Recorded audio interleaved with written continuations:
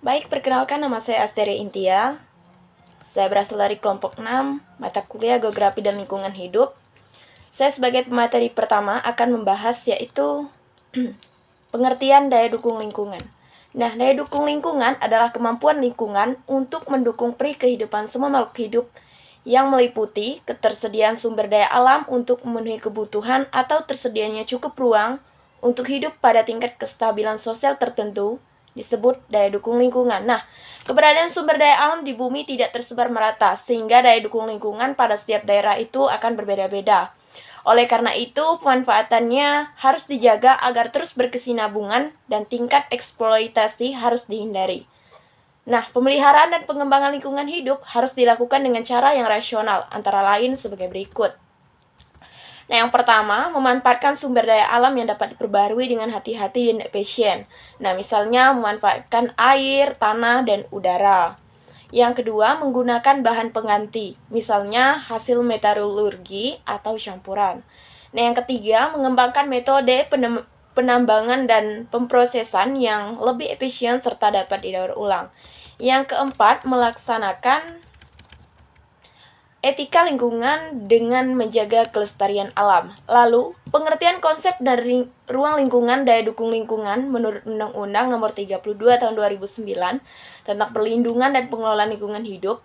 Daya dukung lingkungan hidup adalah kemampuan lingkungan untuk mendukung kehidupan manusia dan makhluk hidup lain. Nah, sedangkan pelestarian daya dukung lingkungan hidup adalah rangkaian upaya untuk melindungi kemampuan lingkungan hidup terhadap tekanan perubahan dan atau dampak negatif yang ditimbulkan oleh suatu kegiatan agar tetap mampu mendukung kehidupan manusia dan makhluk hidup lain.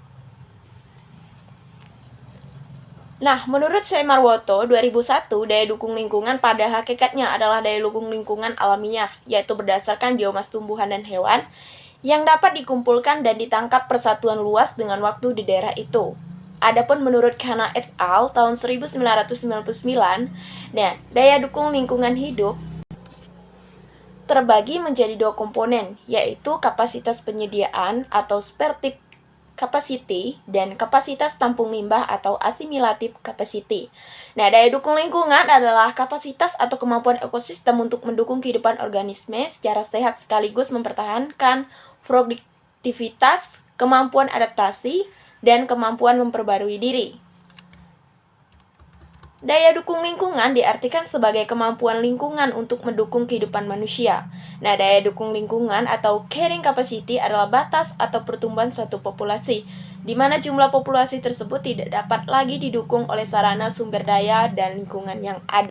Atau secara lebih singkat dapat dijelaskan sebagai batas aktivitas manusia yang berperan dalam perubahan lingkungan. Nah, konsep ini berasumsi bahwa terdapat kepastian keterbatasan lingkungan yang bertumpu pada pembangunan. Menurut Sir Aini tahun 1997.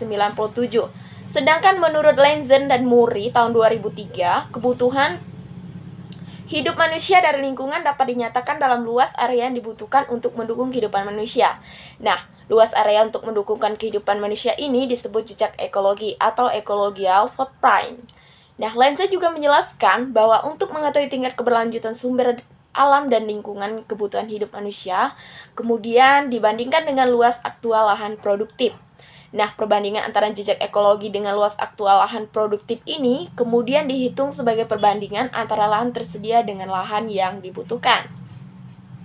Nah, carrying capacity atau daya dukung lingkungan mengandung pengertian kemampuan suatu tempat dalam menunjang kehidupan makhluk hidup secara optimum dalam periode waktu yang panjang.